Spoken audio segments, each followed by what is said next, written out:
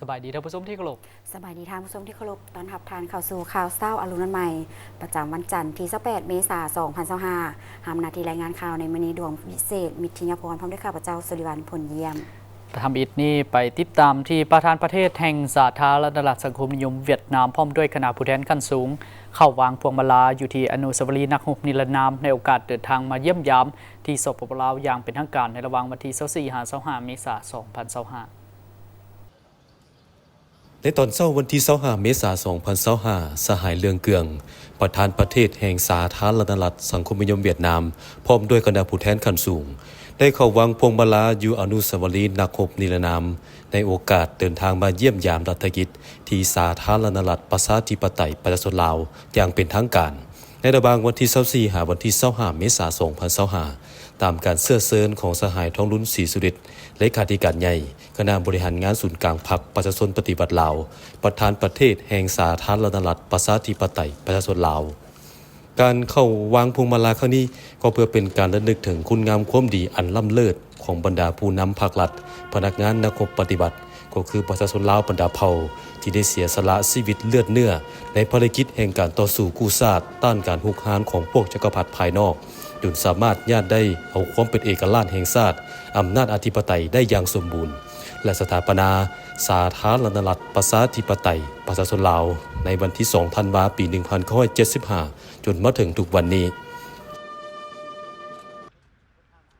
ภายหลังสำเร็จการวางพวงมาลาที่อนุสาวรีย์นักรบนิรนามแล้วสหายเลืองเกืองพร้อมด้วยคณะผู้แทนขั้นสูงก็ได้เข้าวางกระตาดอกไม้ต่อหน้ารูปหล่อประธานไกรสอนพรหมวิหารที่หอพิพิธภัณฑ์ไกรสอนพรหมวิหาร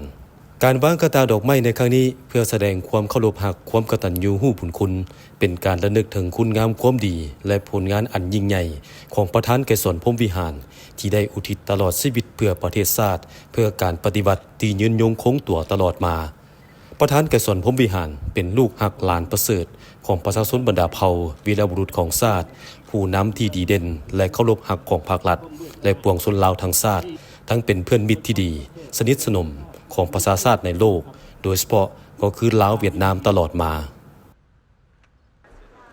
ภายหลังสำเร็จการวางกระตาดอกไม้ต่อหน้ารูปปั้นหล่อประธานไกรสอนพรหมวิหารแล้ว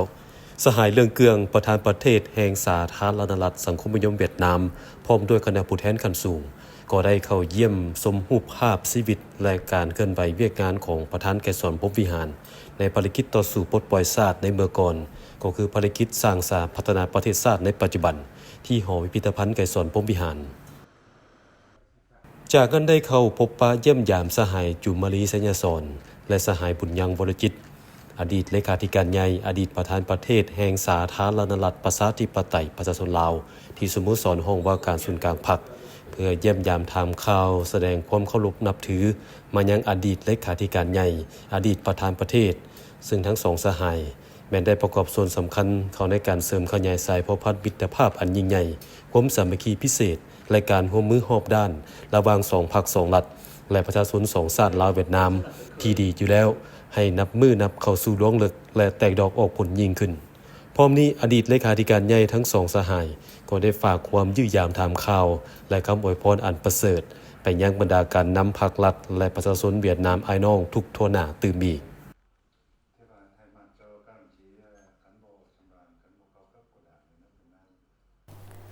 ในตอนเศร้าของวันที่25เมษายน2025ที่สภาแห่งชาติสหายไซสมพรพรหมวิหารกรรมการกรมการเมืองศูนย์กลางพรรคประธานสภาแห่งชาติแห่งสาธารณรัฐประชาธิปไตยประชาชนลาวได้ต้อนรับและพบปะกับสหายเลืองเกืองกรรมการกรมการเมืองศูนย์กลางพรรคประธานประเทศแห่งสาธารณรัฐสังคมนิยมเวียดนามพร้อมด้วยคณะผู้แทนขั้นสูงในโอกาสเดินทางเยี่ยมยามรัฐกิจอยู่สาธารณรัฐประชาธิปไตยประชาชนลาวสหายไซสมพรพรหมวิหารได้แสดงความปิติยินดีเป็นอย่างยิ่งที่ได้มีโอกาสพบปะกับสหายเลืองเกืองพร้อมทั้งตีราคาสูงต่อการเดินทางเยี่ยมยามทั้งรัฐกิจที่สปป.ลาวในครั้งนี้ซึ่งได้นำเอาไมตรีจิตมิตรภาพอันอบอุ่นและความสามัคคีหักแพงอย่างลึกซึ้งมายังพรรครัฐบาลและประชาชนลาวบรรดาเผ่าทั้งเป็นการประกอบส่วนอันสำคัญเข้าในการเสริมขยายสายพัวพันธ์มิตรภาพอันยิ่งใหญ่ความสามัคคีพิเศษและการร่วมมือรอบด้านระหว่างลาวเวียดนามเว้ารวมเว้าเฉพาะแม่นสายพัวพันธ์ร่วมมือระหว่าง2องค์การนิติบัญญัติของ2ประเทศให้นับมือแตกดอกออกผลและเป็นรูปธรรมยิ่งขึ้น สหายไซสมพรบุญวิหารได้แสดงความสมเสยต่อสหายเลืองเกืองที่ได้รับการเลือกตั้งให้ดำรงตำแหน่งเป็นประธานประเทศแห่งสสเวียดนามคนใหม่แต่เดือนตุลาปี 2024 ผ่านมาพร้อมทางฝากคำยื้อยามถามข่าวอันอบอุ่นและสนิทสนมที่สุดไปยังบรรดาสหายการนำพรรคหลัดสภาแห่งชาติเวียดนามโดยเฉพาะคอมแมนสหายเจินแทงเมินประธานสภาแห่งชาติเวียดนามพร้อมด้วยบรรดาสมาชิกสภาแห่งชาติเวียดนามพร้อมนี้สหายไซสมพรบุญวิหารยังได้แสดงความสมเชยและตีราคาสูงต่อผลการพบปะของสองประเทศลาวเวียดนามที่ประสบผลสำเร็จอย่างจบงามโดยมีการปรึกษาหารือกันในหลายปัญหาอย่างคงไปคงมาและดำเนินไปด้วยบรรยากาศไมตรีจิตมิตรภาพฐานสหายไอ้น้องในครอบครัวเดียวกันในโอกาสดังกล่าวสหายไซสมพรบุญวิหารได้ต่างหน้าพรรคหลัดสภาแห่งชาติและประชาชนลาวบรรดาเผ่าแสดงความรู้บุญคุณและขอบใจอย่างจริงใจมายังพรรคหลัดและประชาชนเวียดนามไอ้น้องที่ได้ให้การช่วยเหลือล้ำค่าและทันการให้แก่สปปลาวทั้งในสมัยต่อสู้กู้ชาติก็คือในระยะแห่งการปกปักรักษาและสร้างสรรค์พัฒนาประเทศชาติในปัจจุบันพิเศษแสดงความขอบใจอย่างจริงใจต่อการช่วยเหลือในหลายโครงการที่มีความหมายสำคัญและเป็นสัญลักษณ์แห่งการพัวพันร่วมมือของสองประเทศโดยเฉพาะหอสภาแห่งชาติลาวหลังใหม่ส่วนสหายเลืองเกืองก็ได้แสดงความขอบใจอย่างจริงใจต่อการต้อนรับอันอบอุ่นอันเต็มไปด้วยไมตรีจิตมิตรภาพฐานสหายไอ้น้องแสดงความขอบใจต่อสปปลาวในการร่วมมือและให้การสนับสนุนสสเวียดนามตลอดมาและยังได้แสดงความสมเชยต่อบรรดาผลสำเร็จของการพัวพันร่วมมือระหว่าง2ประเทศก็คือระหว่าง2องค์การนิติบัญญัติเวียดนามลาวที่ญาติมาได้ในตลอดระยะผ่านมาซึ่งได้ประกอบส่วนอันสำคัญเข้าในการเสริมขยายสายพัวพันและการร่วมมือ2ฝ่ายให้นับมือเจริญงอกงามและขยายตัวอย่างบ่หยุดยั้งสาธารณรัฐประชาธิปไตยประชาชนลาวจัดพิธีพบปะมิตรภาพลาวเวียดนาม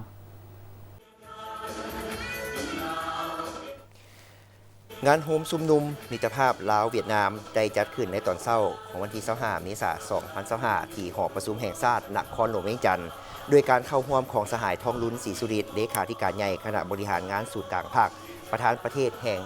สาธารณรัฐประชาธิปไตยประชาชนลาวสหายเลืองเกืองกรรมการกรมการเมืองศูนย์กลางภาคประธานประเทศแห่งสาธารณรัฐสังคมนิยมเวียดนามพร้อมด้วยการนำพรรครัฐลาวและเวียดนามพนักงานทหารตำรวจนักเรียนนักศึกษาและชาวนครหลวงเวียงจันทร์เข้าร่วม 1,300 กว่าคนในพิธีสหายเลืองเกืองได้ขึ้นกล่าวคำปราศัยซึ่งสหายได้กล่าวว่าข้าพเจ้ารู้สึกเป็นเกียรติและดีใจหลายที่ได้กลับมาเยี่ยมยามประเทศลาวได้พบปะกับบรรดาสหายอ้ายน้องที่เคยมีภัยอันตรายและความลำบากเต็มใจเสียสละเพื่อกันและกันใกล้ชิดติดแท้กับการปฏิวัติเวียดนามก็คือสายพัวพันเวียดนามลาวและเป็นสักขีพยานการพัฒนาอย่างแข็งแรงของประเทศลาวภายหลังเกือบ 40 ปีแห่งการปฏิรูปนี้แม้นการเยี่ยมยามครั้งทำอิฐของข้าพเจ้าในฐานะเป็นประธานประเทศประชาชนสองชาติพวกเขามีความหักแพงเสมอต้นเสมอปลายประธานโฮจิมินห์ผู้ยิ่งใหญ่ผู้ริเริ่มและวางพื้นฐานสายพัวพันมิตรภาพอันเป็นมูลเสื้อความสามัคคีแบบพิเศษเวียดนามลาวได้ประพันธ์บทกวีอมตะว่าถ้าพวกเขาหักแพงกันพวกเขาจะขึ้นภูทุกสายเดินทุกสายจะผ่านทุกเส้นเวียดนามลาวสองชาติพวกเขาความหักของพวกเขาเลือกเซิงกว่าแม่น้ำแดงและแม่น้ำของประธานไก่สอนพรหมวิหารได้มีคำเว้าอันมีชื่อเสียงโด่งดังว่าภูเขาอาจจะเสาะเจือนแม่น้ำอาจจะแห้งแต่น้ำใจมิตรภาพลาวเวียดนามมั่นคงกว่าภูเขาและแม่น้ำตลอดกาลทุกๆไซสนะในการต่อสู้ปลดปล่อยชาติในเมื่อก่อนก็คือภารกิจสร้างสาและปกปักรักษาประเทศชาติของเวียดนามในปัจจุบันได้มีบรรดาการสนับสนุนการช่วยเหลืออันล้ำค่าของพรรครัฐและประชาชนบรรดาเผ่าของลาวไซสนะรวมของประชาชนสองชาติพวกเขาในการต่อสู้ปลดปล่อยชาติการสร้างสาและปกปักรักษาประเทศชาติปัจจุบันนี้ประธานสุภานุวงศ์ได้ตีราคาอย่างเลือกเซิงเกี่ยวกับสายพัวพันมิตรภาพที่เป็นมูลเสื้อระหว่างสองประเทศเวียดนามลาวว่าน้ำใจมิตรภาพที่เป็นอ้ายน้องของประชาชนลาวและเวียดนามมีความหมายอันใหญ่หลวงที่บ่มีบทเพลงบทกาบก่อนใดที่ดีสุดมาบรรยายได้มิตรภาพนั่นสูงกว่าภูเขายาวกว่าแม่น้ำกว้างกว่ามหาสมุทรงามกว่าดวงจันทร์เต็มดวงและหอมกว่าดอกกุหลาบที่มีกลิ่นหอมที่สุดสามารถยั่งยืนได้ว่าความสามัคคีแบบพิเศษซื่อสัตย์ มั่นคงขนงแกนระหว่างเวียดนามและลาวได้กลายเป็นรูปการอันใหญ่หลวงของน้ำใจมิตรภาพอันสูงส่งเที่ยงธรรมบริสุทธิ์เป็นทรัพย์สินอันล้ำค่าเป็นกำลังอันยิ่งใหญ่ที่ช่วยเฮาเอาชนะความยุ่งยากและการท้าทายทั้งหมดเอาชนะศัตรูทั้งหมดและสร้างประเทศที่เจริญรุ่งเรืองและสวยงามสืบต่อเพิ่มทวีการพัวพันมิตรภาพที่เป็นมูลเสื้อความสามัคคีแบบพิเศษและการร่วมมือรอบด้านเวียดนามลาวอย่างบ่หยุดยั้งข้าพเจ้าหวังอย่างจริงใจว่าสองพรรคและรัฐจะสืบต่อสมทบกันอย่างแน่นแฟ้นสร้างเงื่อนไขสะดวกที่สุดให้ทุกเพศทุกวัยและทุกภาคส่วนของประชาชนสองประเทศพิเศษแมนหุ้นนุ่มได้มีการพัวพันแลกเปลี่ยนและร่วมมืออย่างเป็นปกติสืบทอดมูลเสื้อความสามัคคีและมีหัวคิดประดิษฐ์สร้างในการเฮ็ดเวียกการปกปักรักษาบำรุงสร้างและพัฒนาสายพัวพันมิตรภาพอันยิ่งใหญ่ความสามัคคีแบบพิเศษและการร่วมมือรอบด้านเวียดนามลาวให้มั่นคงตลอดไปในโอกาสเดียวกันนี้สหายพลโทแสงนวลไสยราชประธานสหพันธ์นักรบเก่าแห่งชาติลาวก็ได้มีคำเห็นในพิธีโฮมสุมนุมพบปะครั้งนี้ว่าในสมัยห่วมสัมพันธ์สู่หบระหว่างกองทัพประชาชนลาวและกองทัพประชาชนเวียดนามถือเป็นระยะแห่งการต่อสู้ที่ดุเดือดเขี่ยวขาดและทรหดที่สุดแต่ด้วยมานะจิตปฏิวัติความพิละอาหารและความเสียสละอันสูงส่งของพนักงานนักรบอาสาสมัครเวียดนามกับพนักงานนักรบกองทัพปลดปล่อยประชาชนลาวและประชาชนลาวบรรดาเผ่าได้เคียงบ่าเคียงไหลดำเนินการต่อสู้อย่างเด็ดเดี่ยวเหนียวแน่นบนจิตใจห่วมทุกข์ห่วมสุขห่วมเป็นห่วมตายน้ำกันได้เปิดบ้านหบทั้งน้อยและใหญ่บ่จักว่าทอใดเทื่อเพื่อทับม่างกลอุบายและยุทธศาสตร์ของพวกจักรพรรดิและลูกแหล่งตีนมือในนั้นมีหลายสนามหบสภาพการแม่นรอแหลมขับขันและอัตคัดที่สุดเบิ่งคือว่ากำลังของพวกเขาใกล้จะถึงดับศูนย์แต่ด้วยมานะจิตและอุดมการณ์ปฏิวัติอันสูงส่งความเด็ดเดี่ยวเหนียวแน่นด้วยพลังอันแห่งกล้าของความสามัคคีความสัมพันธ์สู่หบอย่างแน่นแฟ้นนั้นการปฏิวัติของสองประเทศพวกเขาก็สามารถผ่านผ่าอุปสรรคสิ่งท้าทายทดสอบและญาติเอาไซชนะได้จากบ้านหบนี้ไปสู่บ้านหบใหม่อย่างเนืองนิดเลียนติดจนสร้างวีรกรรมอันยิ่งใหญ่ขึ้นด้วยบ้านหบโฮจิมินห์อันเป็นประวัติการในฤดูบานใหม่สามารถปลดปล่อยภาคใต้เวียดนามและท่อนโฮมประเทศเวียดนามเป็นอันหนึ่งอันเดียวกันในเดือนเมษายนปี 1975 ภาครัฐกองทัพและประชาชนลาวบรรดาเผ่ายามใดก็จะลึกคุณงามความดีและหู้บุญคุณอย่างเลิกเซิงต่อการประกอบส่วนอันใหญ่หลวงการเสียสละอันสูงส่งของบรรดาเพื่อนสหายนักรบและประชาชนเวียดนามให้แก่ภารกิจปฏิวัติศาสตร์ประชาธิปไตยอยู่ประเทศลาวพวกข้าพเจ้ารับรู้และเห็นอกเห็นใจเป็นอย่างยิ่งต่อครอบครัวญาติพี่น้องของบรรดานักรบอาสาสมัครเวียดนาม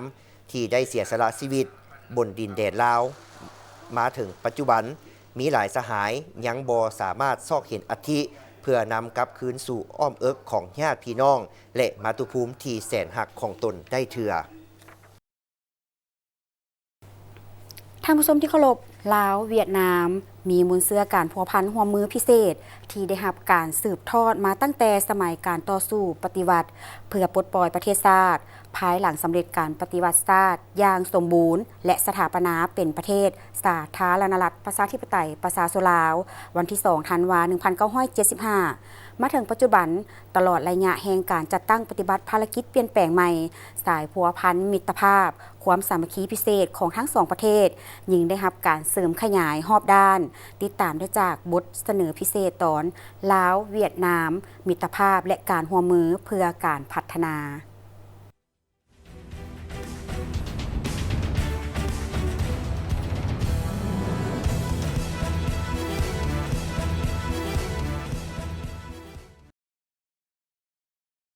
สายพัวพันมิตรภาพความสามัคคีพิเศษและการร่วมมือของสองประเทศลาวเวียดนามเป็นมูลเสื้ออันล้ำค่าที่ประธานไกรสอนพรหมวิหารประธานสุภานุวงศ์ผู้นำที่แสนเคารพรักของประชาชนลาวและประธานโฮจิมินห์ผู้นำที่ยิ่งใหญ่และแสนเคารพรักของประชาชนเวียดนามได้ริเริ่มตั้งแต่สมัยเหตุการณ์ปฏิวัติเพื่อต่อสู้ต้านจักรพรรดิผู้หุกหาญประชาชนลาวและประชาชนเวียดนามได้เคียงบ่าเคียงไหลร่วมคุดครองในหลายบั้นหบที่ดุเดือดเขี่ยวขาดในภารกิจปลดปล่อยชาติ จนสามารถญาติได้ไซสนะอย่างสง่างามมูลเสือดังกล่าวยิ่งได้รับการสืบทอดเสริมขยายการเป็นสายพัวพันมิตรภาพที่งดงามและพิเศษที่สุดภายหลังประเทศชาติได้รับการปลดปล่อยก้าวสู่การประกาศเอกราชและสถาปนาเป็นสาธารณรัฐประชาธิปไตยประชาชนลาววันที่2ธันวาคม1975เป็นการเสริมขยายสายพัวพันมิตรภาพที่เป็นมูลเสื้อความสามัคคีพิเศษและการร่วมมือรอบด้านของลาวเวียดนามลาวตลอดมาและตลอดระยะแห่งการปฏิบัติภารกิจแห่งการปกปักรักษาและสร้างสรรค์พัฒนาประเทศชาติก็คือการจัดตั้งปฏิบัติภารกิจเปลี่ยนแปลงใหม่รอบด้านมีหลักการของพรรคประชาชนปฏิวัติลาวก็ได้รับการสนับสนุนจากบรรดาประเทศเพื่อนมิตรและหนึ่งในนั้นแม่นการสนับสนุนจากภาครัฐและประชาชนเวียดนามอ้ายน้องซึ่งได้ประกอบส่วนพัฒนาโครงเขตต่างๆเฮ็ดให้การเมืองมีความมั่นคงเศรษฐกิจได้รับการพัฒนาสังคมมีความสงบและเป็นระเบียบเรียบร้อยมาถึงปัจจุบันเวียดนามเป็นอันดับต้นๆของการลงทุนต่างประเทศอยู่สาธารณรัฐประชาธิปไตยประชาชนลาวในการพบปะคณะผู้แทนขั้นสูงระหว่างสหายทองลุ้นศรีสุริตเลขาธิการใหญ่ประธานประเทศแห่งสาธารณรัฐประชาธิปไตยประชาชนลาวและสหายเลืองเกืองประธานประเทศแห่งสาธารณรัฐสังคมนิยมเวียดนามในโอกาสเดินทางเยี่ยมยามรัฐกิจสาธารณรัฐประชาธิปไตยประชาชนลาวระหว่างวันที่24-25 เมษายน 2025ที่นครหลวงเวียงจันทน์ผู้นำทั้งสองฝ่ายได้มีความปิติยินดีที่เห็นว่าการพัวพันร่วมมือของสองประเทศในระยะ1 ปีผ่านมาแม้นสืบต่อมีการพัฒนาอย่างบ่หยุดยั้งในขงเขตเวียกงานเป็นต้นการร่วมมือทางด้านการเมืองสืบต่อมีความไว้เนื้อเชื่อใจหนักแน่นมั่นเทียงและนับมือมีความใกล้ชิดสนิทสนมการนำขั้นสูงก็คือบรรดากระทรวงแขนงการและท้องถิ่นได้มีการพบปะเยี่ยมยามและไปมาหาสู่กันอย่างเป็นปกติเวียกงานป้องกันชาติป้องกันความสงบและการต่างประเทศรักษาได้ความสงบตามบริเวณชายแดนสกัดกั้นอาชญากรรมข้ามชาติการขนส่งยาเสพติดและการมั่งเพทำลายของอิทธิพลกำลังปรปักษ์พร้อมทั้งประสานสมทบกันอย่างใกล้ชิดอยู่ในเวทีสากลต่างๆด้านเศรษฐกิจการค้าเห็นว่ามูลค่าการค้า2 ส่วนเพิ่มขึ้นในแต่ละปีการลงทุนของเวียดนามก็สืบต่อเป็นประเทศอันดับต้นๆที่เข้ามาลงทุนอยู่ลาวการร่วมมือด้านอื่นๆเช่นด้านเทคโนโลยีการศึกษาสาธารณสุขแถลงข่าววัฒนธรรมกีฬาท่องเที่ยวองค์การจัดตั้งมหาชนและการไปมาหาสู่ระหว่างประชาชน2 ประเทศก็ได้รับการพัฒนาอย่างต่อเนื่องและบรรดาโครงการร่วมมือที่เป็นยุทธศาสตร์ระหว่าง2 ประเทศก็สืบต่อมีความคืบหน้าและเป็นรูปธรรมพร้อมเดียวกันนี้2 สหายประธานประเทศลาวเวียดนามได้เห็นดีเป็นเอกภาพจะสืบต่อสุขยู่แขนงการที่เกี่ยวข้อง2 ฝ่ายเป็นเจ้าการในการจัดตั้งปฏิบัติอย่างมีประสิทธิผลบรรดาข้อตกลงของการนำขั้นสูง2 พรรค2 รัฐก็คือบทบันทึกการร่วมมือของบรรดากระทรวงแขนงการต่างๆทั้งอยู่ศูนย์กลางและท้องถิ่นโดยเฉพาะการเสริมจอดพื้นฐานด้านเศรษฐกิจของ2 ประเทศโดยผ่านบรรดาโครงการร่วมมือที่เป็นยุทธศาสตร์ที่สำคัญเพื่อเป็นพื้นฐานอันสำคัญให้แก่การเชื่อมโยงภาคพื้นและเป็นท่าแหงขับเคลื่อนทางด้านเศรษฐกิจของลาวและเวียดนามในอนาคต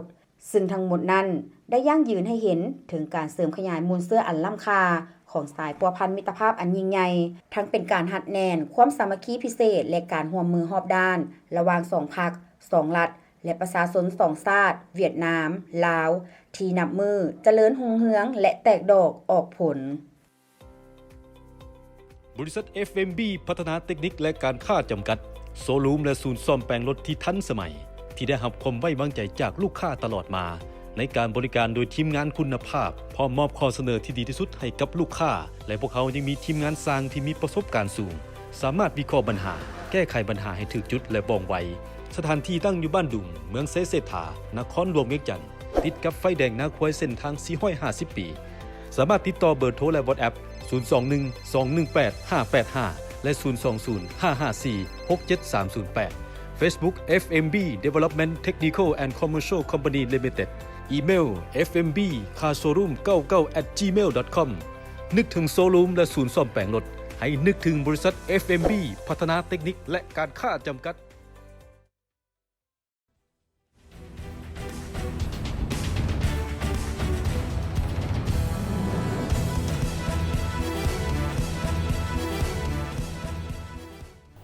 ได้มีกองประชุมรัฐบาลสมัยสามัญประจำเดือนเมษายน2025ได้อัดลงด้วยผลสำเร็จภายหลังที่ได้ดำเนินมาเป็นเวลา 2 วันคือแต่วันที่24 25 เมษายน 2025ที่สำนักงานนายกรัฐมนตรี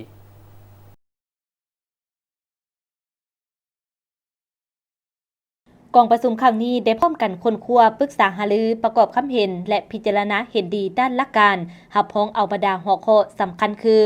สรุปเวียกงานพ้นเด่นประจำเดือนเมษาและทิศทางแผนการประจำเดือนพฤษภาคม 2025ของรัฐบาลสภาพการเฉลิมฉลองบุญปีใหม่ลาวพ.ศ. 2568แผนการจัดตั้งปฏิบัติเวียกงาน3อย่างในระยะปี 2025 หา 2030 ในนั้นการเก็บรายรับเข้างบประมาณสามารถปฏิบัติได้ 24,325 ตื้อกีบเท่ากับ 71.16 ส่วนห้อยของแผน6 เดือนต้นปีเทียบในระยะเดียวกันของปีผ่านมาเพิ่มขึ้น 46.52 ส่วนห้อยรายจ่ายทั้งหมดปฏิบัติได้ 13,520 ตื้อกีบเท่ากับ 37.16 ส่วนห้อยของแผน6 เดือนต้นปีสามารถควบคุมอัตราแลกเปลี่ยนบ่ให้เด้งติ่งแฮงเฮ็ดให้เงินกีบแข็งค่าขึ้นเล็กน้อยสามารถเพิ่มครั้งสำรองเงินตราต่างประเทศอย่างต่อเนื่องกุมกันนำเข้าได้หลายกว่า5เดือนการแก้ไขหนี้สินภายในและต่างประเทศสามารถเก็บคืนหนี้สินจากบรรดาบริษัทได้จำนวนหนึ่งพร้อมทั้งสร้างแผนการเก็บกู้หนี้สินขึ้นใหม่นอกนั้นได้สุ่มใจการเก็บกู้ผลผลิตฤดูแล้งโดยเฉพาะข้าวนาแซงให้ได้ตามแผนและก้าเกี่ยมการผลิตฤดูฝนการโฆษณาการท่องเที่ยวติดพันกับการปกปักรักษาวัฒนธรรมอันดีงามของชาติการปรับปรุงและก่อสร้างโครงหลังพื้นฐานการขึ้นทะเบียนออกใบตะดินการแก้ไขปัญหาการขาดแคลนครูการปฏิบัติคำตัดสินของศาลการจัดตั้งพันธุ์ขยายเปียกงานการต่างประเทศการจัดตั้งปฏิบัตินโยบายสินเชื่อเพื่อกระตุ้นเศรษฐกิจการนำเข้าน้ำมันเชื้อไฟ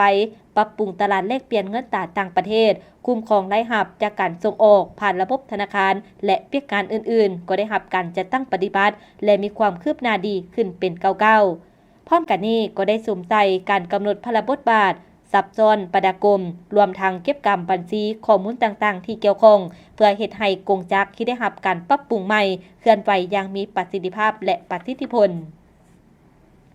ต่อกับการรายงานผลการเฉลิมฉลองบุญปีใหม่ลาวพ.ศ. 2568กองประชุมได้ชี้นำให้ภาคส่วนที่เกี่ยวข้องถอดถอนบทเรียนจากการเฉลิมฉลองในปีนี้พร้อมทั้งสืบต่อโฆษณาการรักษาฮีตของประเพณีอันดีงามของชาติลาวเฮา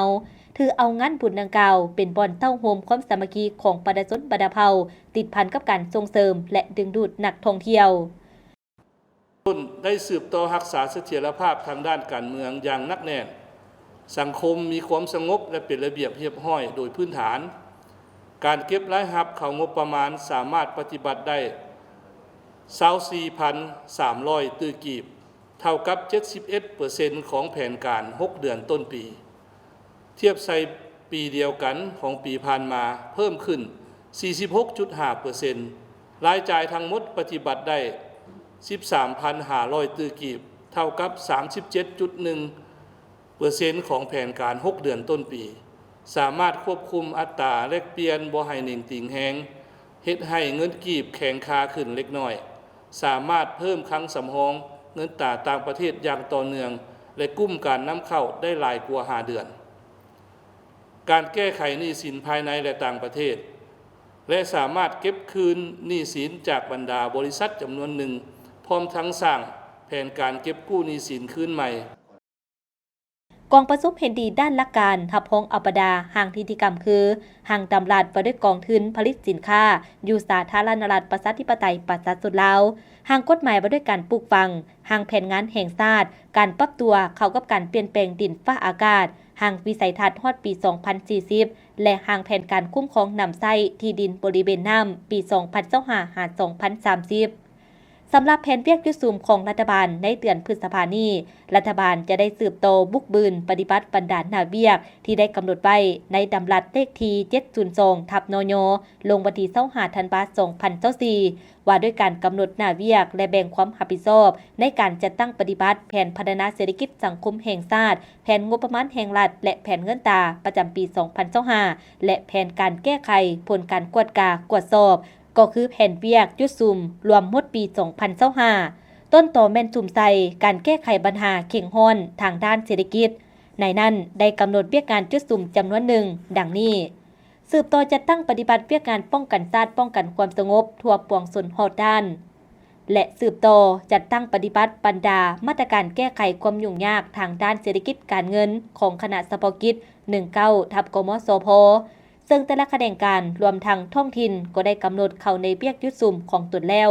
ในนี้เคียงคู่กับมาตรการอื่นๆแม่นให้สุ่มใส่มาตรการฉุกยู่ส่งเสริมการผลิตสินค้าทดแทนการนำเข้าและการผลิตเพื่อส่งออกให้แข็งแรง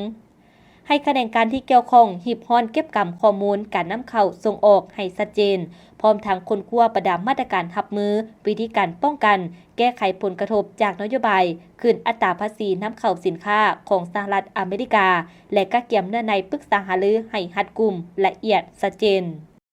กองประชุมเห็นดีด้านหลักการรับห้องเอาห้างนิติกรรมคือห้างดำรัดว่าด้วยกองทุนผลิตสินค้าอยู่สปป.ลาวห้างกฎหมายว่าด้วยการปลูกฝังห้างแผนงานแห่งชาติการปรับตัวเข้ากับการเปลี่ยนแปลงดินฟ้าอากาศห้างวิสัยทัศน์ฮอดปี 2040 และห้างแผนการคุ้มครองน้ำใช้ที่ดินบริเวณน้ำปี 2025-2030 กองประชุมได้ชี้นำให้ภาคส่วนเกี่ยวข้องนำเอาบรรดาห้างนิติกรรมดังกล่าว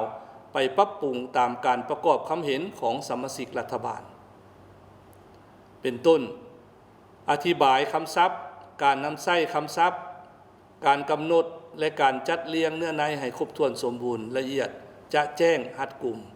สอดคล้องกับระเบียบกฎหมายและนิติกรรมที่เกี่ยวข้องที่ได้ประกาศใส่แล้วพร้อมทั้งสนธิสัญญาสากลที่สปป.ลาวเป็นภาคีเพื่อรับประกันให้สามารถจัดตั้งปฏิบัติได้อย่างมีประสิทธิภาพมีประสิทธิผลและเป็นรูปธรรมภายหลังปรับปรุงสำเร็จแล้ว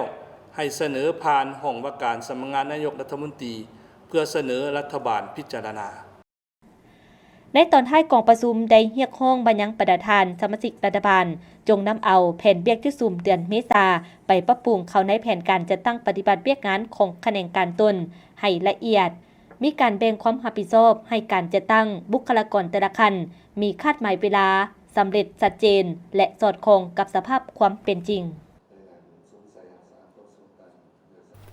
หลายภาคส่วนร่วมระดมความคิดเห็นในเขตเวียกงานก่อสร้างพรรคและเวียกงานพนักงานใส่ห่างรายงานการเมืองครั้งที่ 12 ของพรรคเพื่อให้มีเนื้อในครบถ้วนและรัดกุมอนุกรรมการเนื้อในกองประชุมใหญ่ครั้งที่ 12 ของพรรคได้จัดกองประชุมสัมมนาระดมความคิดเห็นต่อห่างรายงานการเมืองครั้งที่ 12 ของพรรคของเขตเวียกงานก่อสร้างพรรคและเวียกงานพนักงานที่ห้องว่าการศูนย์กลางพรรคภายใต้การเป็นประธานของสหายห้องศาสตราจารย์ภูวงศ์อุ่นคำแสนกรรมการศูนย์กลางพรรคห้องหัวหน้าอนุกรรมการเนื้อในกองประชุมใหญ่ครั้งที่ 12 ของพรรคโดยมีบรรดาสหายห้องเลขาคณะพรรคคณะประจำพรรคกรรมการคณะพรรคและพนักงานหลักแรงในของเขตเวียกงานก่อสร้างพรรคและเวียกงานพนักงานทั้งหมด36ภาคส่วนเข้าร่วมจุดประสงค์ของกองประชุมสัมมนาครั้งนี้เพื่อระดมความคิดเห็นจากภาคส่วนต่างๆประกอบเข้าในการกำหนดแนวทางการเมืองของพรรคแนวใส่เฮ็ดให้ห่างรายงานการเมืองครั้งที่ 12 ของพรรคมีเนื้อในลึกซึ้งครบถ้วนถูกต้องสอดคล้องและแท้เหมาะกับตัวจริงทั้งส่องแสงได้ถึงสติปัญญารวมหมู่และเสริมขยายประชาธิปไตยภายในพรรคอย่างกว้างขวางสร้างความรับรู้เข้าใจและความเป็นเอกภาพทางด้านทัศนะแต่หัวทีต่อห่างรายงานการเมืองของกองประชุมใหญ่ครั้งที่ 12 ของพรรคจากนั้นถือเป็นเนื้อในพื้นฐานเพื่อให้บรรดาองค์คณะพรรคนำไปปรับปรุงการกะเกี่ยมเนื้อในรายงานการเมืองต่อกองประชุมใหญ่ของตนให้สอดคล้องกลมเกลียวไปล่วงเดียวกันกับห่างรายงานการเมืองของกองประชุมใหญ่ครั้งที่ 12 ของพรรคผู้เข้าร่วมได้พร้อมกันประกอบคำคิดคำเห็นต่อเอกสารดังกล่าวอย่างสร้างสรรค์กงไปกงมามีประชาธิปไตยและมีการเบิ่งปัญหาก็คือตีราคาปัญหาต่างๆอย่างจะแจ้งชัดเจนและแทนกับตัวจริงเกี่ยวกับการจัดตั้งปฏิบัติมติกองประชุมใหญ่ครั้งที่ 11 ของพรรคใน5 ปีผ่านมาโดยลงลึกปัญหาที่พ้นเด่นปัญหาที่ตั้งขึ้น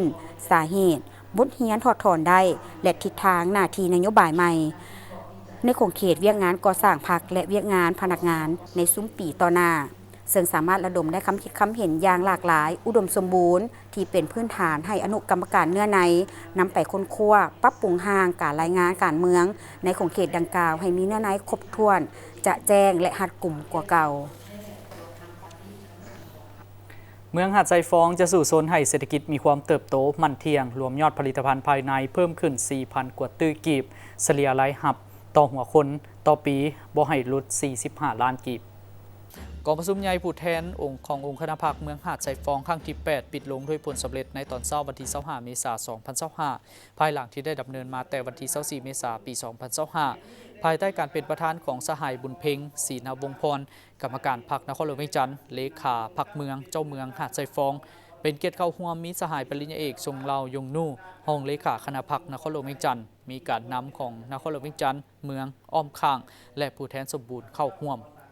กองประชุมได้รับห้องอาวุธรายงานการเมืองโดยจะสุ่มใส่พัฒนาเมืองหาดไซฟองให้สมกับเป็นเมืองด้านหน้าของนครหลวงเวียงจันทร์มีเสถียรภาพทางด้านการเมืองอย่างหนักแน่นระบบการจัดตั้งแต่ละขั้นมีความเข้มแข็งและรับประกันความมั่นคงทางด้านการเมืองปรากฏการณ์ย่อท่อได้รับการแก้ไขและมีการหันเปลี่ยนอย่างจะแจ้งเฮ็ดให้เมืองมีความสงบปลอดภัยมีความเป็นระเบียบเรียบร้อยทางด้านสังคมจะสร้างให้เป็นเมืองที่มีความเข้มแข็งรอบด้านสร้างบ้านเป็นหัวหน่วยพัฒนารักษาบทบาทเป็นใจกลางทางด้านเศรษฐกิจนำหน้าและช่วยดุลให้นครหลวงเวียงจันทร์มีเศรษฐกิจขยายตัวตามทิศนิยมโครงประกอบด้านอุตสาหกรรมหัตถกรรมปรุงแต่งการค้าและการบริการเพิ่มขึ้นอย่างต่อเนื่องมูลค่ารวมยอดผลิตภัณฑ์ภายในให้บรรลุ 4,000 กว่าตื้อกีบหรือเพิ่มขึ้น 3.5 ส่วนห้อยเฉลี่ยรายหับต่อหัวคนให้ได้ 45 ล้านกีบต่อคนต่อปี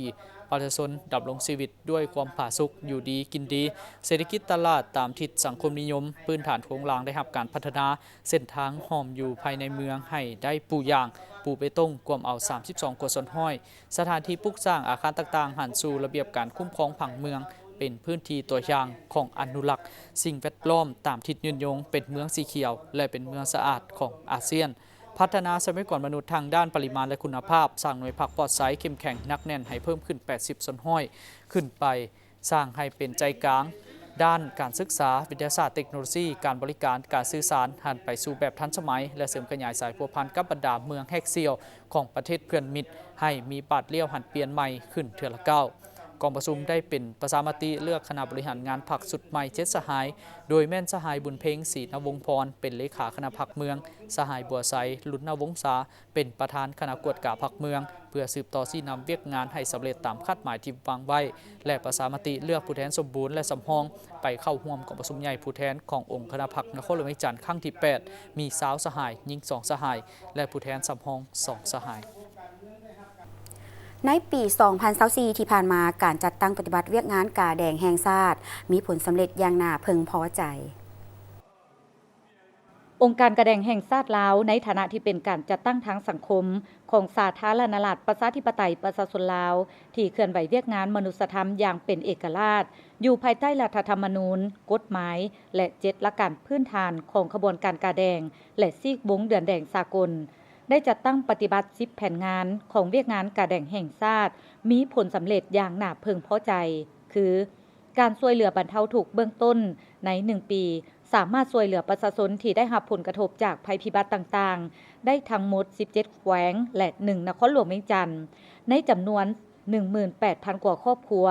มี86โรงเรียน 100,000 กว่าคนหญิง 55,000 กว่าคนรวมมูลค่า32ตื้อ800ล้านกว่ากีบเฉพาะเวียกงานผู้กุดมบริจาคเลือดและตอบสนองเลือดที่ปลอดภัยที่องค์การกระแดงแห่งชาติลาวรับผิดชอบนี้ในปี 2024 พวกเราทั่วประเทศได้การผู้กุดมบริจาคเลือดได้อยู่ 71,290 ถุงซึ่งว่าตามแผนการแล้วแม่นต้องได้บรรลุ 78,000 ถุงแต่ว่า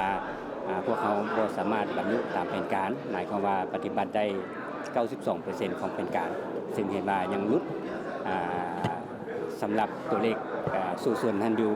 แต่ถึงอย่างไรก็ตามก็จะมีหลายสาเหตุที่ว่าเฮ็ดให้บ่สามารถบรรลุตามแผนการดังกล่าวได้เนาะเป็นต้นแมนสภาพปฏิบัติทางธรรมชาติการความยุ่งยากทางด้านเศรษฐกิจและก็อาจจะมีการนักเรียนต่างๆนักเรียนนักศึกษาต่างๆที่บ่ได้ฮอดอายุเทื่อโดยเฉพาะแม่นนักเรียนมัธยมตอนปลายและอาหารอื่นที่เฮ็ดให้บ่สามารถบรรลุตามตัวเลขคาดหมายสุดๆดังกล่าวแต่ถึงอย่างไรก็ตามพวกเขา ทางสถาบันแห่งชาติอยู่คันศูนย์กลางก็คือศูนย์เลือดแขวงในขอบเขตตัวประเทศในปี 2025 นี้พวกเราก็จังได้บุกบืนสู้ซนให้ได้ตามแผนการที่ทางสภาแห่งชาติรับรองคือปี 2025 นี้ทั่วประเทศต้องให้บรรลุ 80,400 ถุงซึ่งว่าพวกเราก็ได้แบ่งตัวเลขการหมายสู้ซนดังกล่าวให้แต่ละแขวงใหญ่ก็ได้ตัวเลขหลายแดแขวงน้อยก็ได้ตัวเลขน้อยแดเพื่อไปจัดตั้งปฏิบัติ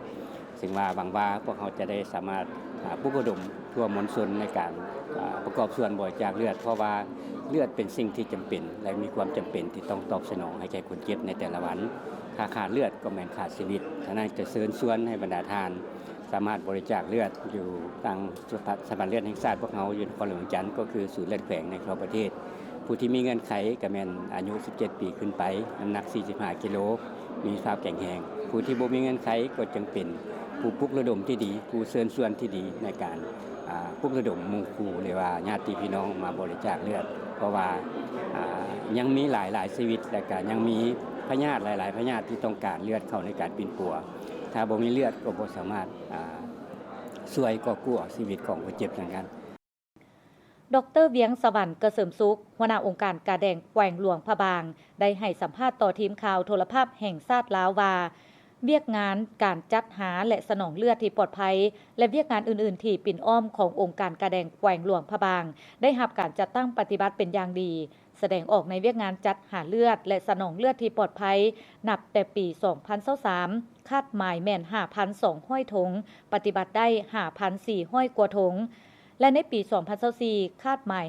5,300 ถุงปฏิบัติได้ 5,400 กว่าถุงหลื่นคาดหมายที่วางไว้โดยหั่นเวียงงานเลือดนี้เข้าสู่หลวงลึกได้มอบตัวเลขของเลือดให้ทุกเมืองให้ท่านเจ้าเมืองรับทราบโดยกำหนดเอาพื้นฐาน 0.5% ของพลเมืองของแต่ละเมืองปกติแล้วพวกเราจะได้บรรลุ 1.2% ทั่วแขวงแต่ว่าเลือดนั้นเป็นมอบให้ทางแขวงเพราะว่าบรรดาเมืองนี่ก็ห่างไกลซอกลีกแล้วก็คงเข้าใจกับสิน้อยฉะนั้นกำหนดให้ 0.5% เนาะและหลังจากนั้นก็ได้พยายามนำใช้งบประมาณที่มีนี้ให้มันเป็นภาคโดยเฉพาะการลงจากหน้าเลือดนี่ก็บ่เน้นบัดใดเน้นการปลุกระดมแล้วก็เอาบุคคลเอารายชื่อเอาผู้ที่บริจาคให้เขาเจอเป็นจำนวนหลายเนาะตรงนั้นโดยมอบให้ทางการแดงเมืองและสาวนุ่มเมืองเป็นผู้โฆษณาคนป่วยหล่อท่าแล้วก็เอารายชื่อผู้ที่บริจาคหล่อท่าเนาะอันนั้นมันอันพ้นเด่นที่พวกเขาได้เฮ็ดเอาหั่นเอาสู่หลวงลึกปี2025นี่เป็น 5,500พวกเราก็ปฏิบัติใน3เดือนเข้าเดือน4นี่มันได้แล้ว 1,600 ปัจจุบันนี้เนาะทุกปีมันลองจากศูนย์กลางเป็นกาแดงลงพระบางรถอันนั้นมีวิธีการค้นคว้าเนาะจัด5คืออันนั้นส่วนเวียงงานอื่นเป็นต้นเวียกกู้ให้ฉุกเฉินก็ได้เคลื่อนไหวอย่างเต็มหน่วยโดยเฉพาะวางปูนปีมาลาวผ่านมานี้พวกเราก็ได้ประจำการสแตนด์บายแก้ไขปัญหาช่วยสังคมและพื้นฐานแท้ๆมันสามารถรับใช้ประชาชนทุกเวียกงานของมนุษยธรรมนี้จากนั้นจังกระทบตอบคืนสังคมจังช่วยงบประมาณช่วยเงินช่วยอย่างต่างๆพวกเราจังได้เคลื่อนไหวในระยะ1 ปีที่ผ่านมาองค์การกาแดงแห่งชาติลาวได้ตั้งหน้าจะตั้งปฏิบัติแผนพัฒนาเวียกงานกาแดงด้วยความเป็นเจ้าการและมีความรับผิดชอบสูงมีความสามัคคีมีความห่าวหันปฏิบัติเวียกงานอย่างมีความรับผิดชอบสูงในนั้นได้ปลุกระดมคนขวายเลือดให้เพียงพอทั้งปลอดภัยและตอบสนองความต้องการของสังคมการช่วยเหลือผู้ที่ได้รับผลกระทบจากภัยพิบัติผู้ทุกข์ยากขาดเขินเปลี่ยวพลอยด้วยโอกาสในเขตห่างไกลศอกลีกการกู้ภัยฉุกเฉินต่อผู้ประสบภัยการช่วยเหลือคนเจ็บอุบัติเหตุทางท้องถนนเวียกงานน้ำสุขาภิบาลโภชนาการปฐมพยาบาลการตอบโต้พยาธิระบาดซึ่งได้ประกอบส่วนเข้าในการจัดตั้งปฏิบัติเวียกงานอย่างมีผลสำเร็จได้มีการมั่างกลุ่มแก๊งรับจ้างให้ถือพาหรือว่าอุ้มบุญอยู่เขตเศรษฐกิจพิเศษบ่อเต็นในระหว่างเดือนกุมภาพันธ์ปี 2025 เดือนมีนาปี 2025 ผ่านมานี้เจ้าหน้าที่วิสาสะพกกลุ่มตำรวจสกัดกั้นและต้านการฆ่ามนุษย์กลุ่มใหญ่ตำรวจกระทรวงป้องกันความสงบได้พบเห็นมีการโฆษณาโดยผ่านสื่อสังคมออนไลน์หลายครั้งในการรับจ้างให้ถือพาแทนซึ่งเป็นโฆษณาอย่างบังอาจเปิดแปลนบ่ย่านกลัวต่อระเบียบกฎหมายเจ้าหน้าที่กรมตำรวจสกัดกั้นและต้านการฆ่ามนุษย์ก็ได้เฮ็ดหน้าที่ตามหลักการวิสาสะพก ในวันที่ 3 เมษายน ปี 2025 เจ้าหน้าที่กลุ่มตำรวจสกัดกั้นและต้านการฆ่ามนุษย์กรมใหญ่ตำรวจกระทรวงป้องกันความสงบจึงได้สมทบกับเจ้าหน้าที่กองบัญชาการปกส.แขวงหลวงน้ำทาและเจ้าหน้าที่ที่เกี่ยวข้องของแขวงหลวงน้ำทาได้นำกำลังเข้าจับกุมเป้าหมายกลุ่มแก๊งหับจ้างให้ถือพาอุ้มบุญดังกล่าวอยู่ที่ห้องหมอเอกชนแห่งหนึ่งสามารถจับกุมได้ทั้งหมด26 คนในนี้เป็นคนสัญชาติลาว21 คน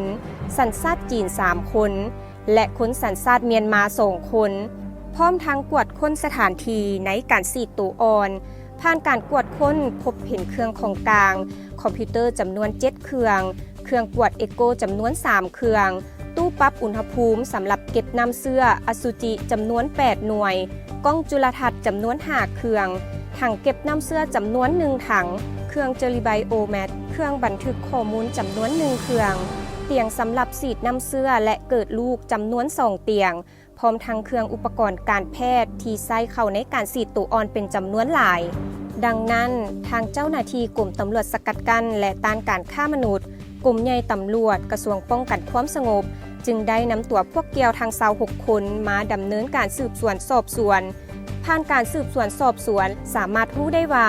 มีแม่หญิงถือพาจำนวน23 คนสัญชาติเมียนมา2 คน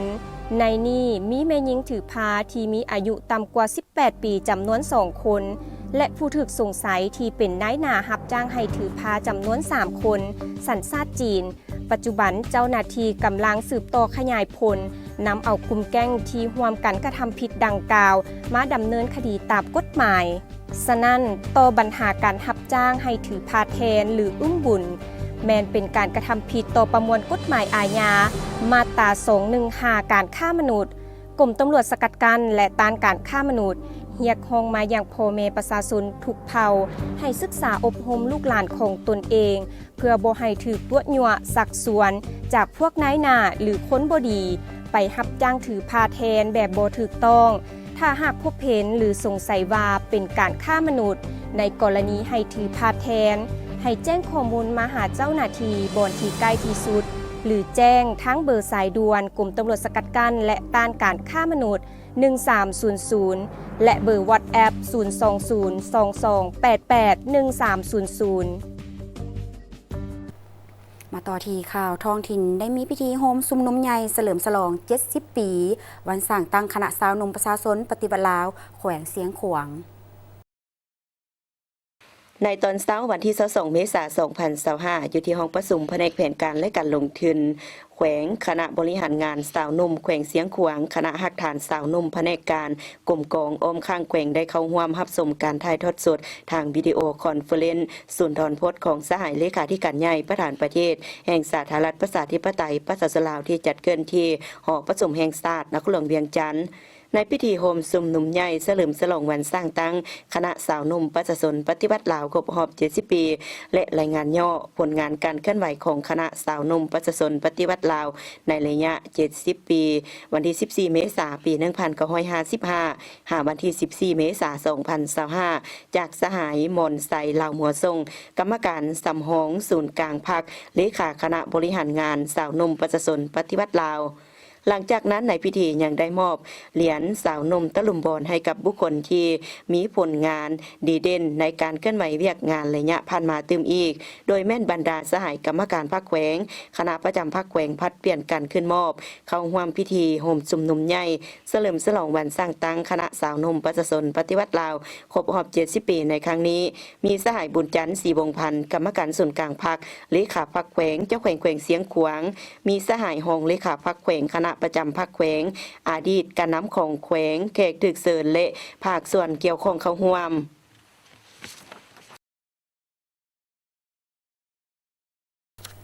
ได้มีพิธีมอบหน้าที่ระหว่างประธานสาพันธ์นักรบเก่าแขวงเสียงบุรี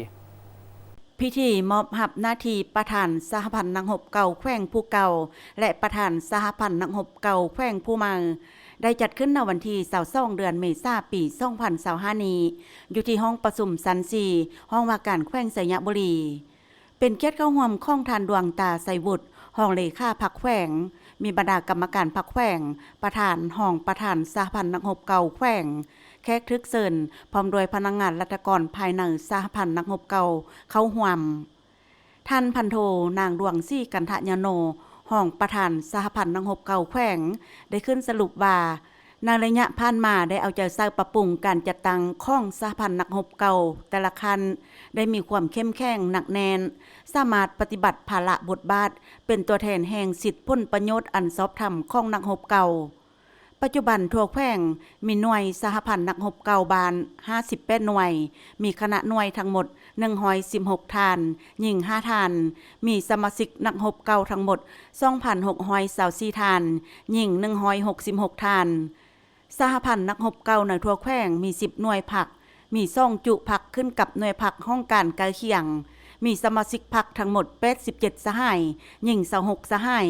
คันแขวงมี1หน่วยผักมีสมาชิกผัก18สหายหญิง8สหายคันเมืองมี9หน่วยผักสหพันธ์นักรบเก่าทั่วแขวงมีพนักงานทั้งหมด92ท่านหญิง28ท่านคันแขวงมี20ท่านหญิง8ท่านคันเมืองมี72ท่านหญิง20ท่านพร้อมกันนี้ยังได้สุกโยหังสหพันธ์นักรบเก่าเมืองสร้างตังและขยายกองทุนช่วยเหลือซึ่งกันและกันได้11กลุ่มกองนานี้ขึ้นกับแขวงมี1กองทุนมีเงินกองทุนทั้งหมด24ล้าน8แสนกว่ากีบมีสมาชิกทั้งหมด 2,431 สหายมีเงินทั้งหมด668ล้านกว่ากีบปฏิบัตินโยบายเงินกองทุนช่วยเหลือซึ่งกันและกันต่อสมาชิกนักรบเก่าที่เสียชีวิต134ท่านเป็นเงิน347ล้านกว่ากีบ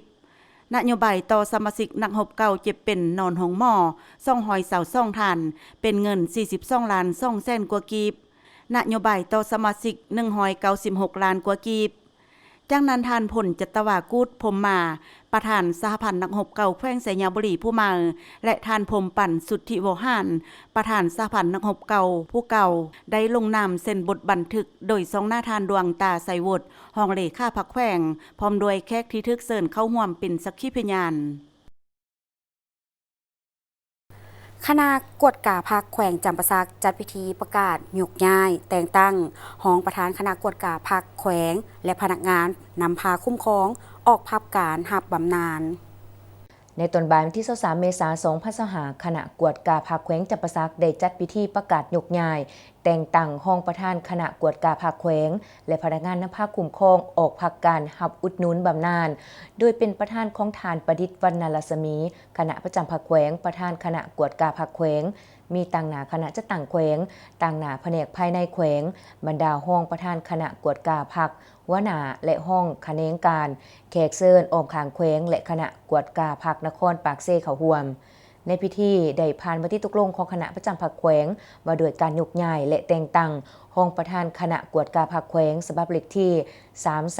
332ทับคจพคจโสลงวันที่21เมษายน2025ว่าด้วยการยกย้ายสหายจิตสมรบุติวงศ์กรรมการคณะพรรคนคร